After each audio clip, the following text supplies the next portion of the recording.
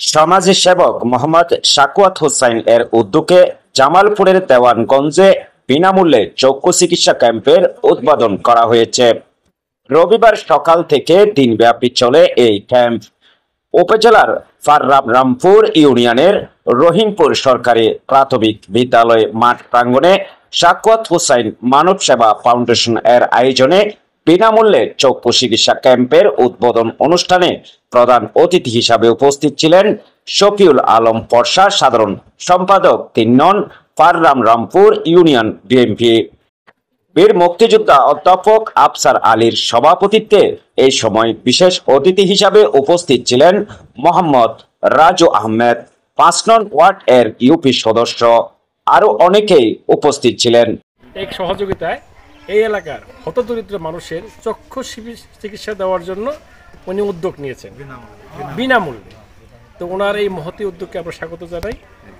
ওনার মাধ্যমে এই এলাকায় যারা চক্ষু রোগী আছেন এনেছেন, তাতে আমার পারাম্বর ইউনিয়নের লোকজনের অনেক সেবামূলক কাজ এবং বিনামূল্যে যে চক্ষু চিকিৎসা করতেছেন, আমরা সবাই খুশি। এবং চক্ষু একটা মানুষের অমূল্য সম্পদ, কারণ চক্ষু না থাকলে মানুষ দুনিয়াতে কিছু দেখতে পারে না। তাই আমরা সাকুয়াত সাহেবকে আমরা সবাই স্বাগতম জানাই এবং আমি আশা করি আমার পারম ইউনিয়নের যত দারিদ্র লোক আছেন তারা যেন ও যতদিন বেঁচে আছে এতদিন।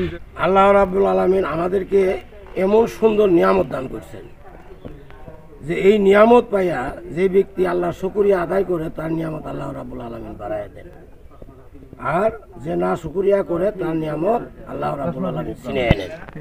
কিন্তু চক্ষু এমন একটা নিয়ামত আল্লাহ রাব্বুল আলামিন দিয়েছেন আমাদেরকে।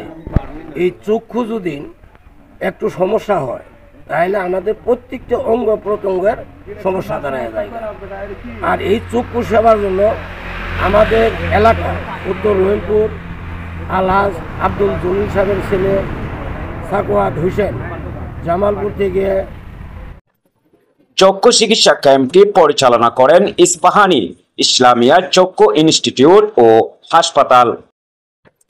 ৯০ জন রোগীকে চিকিৎসা সেবা দেওয়ার পাশাপাশি ৬২ জনকে স্বল্প মূল্যে চিকিৎসা ও বিনামূল্যে ৩১ জনকে ফ্রি চশমা বিতরণ করা হয়।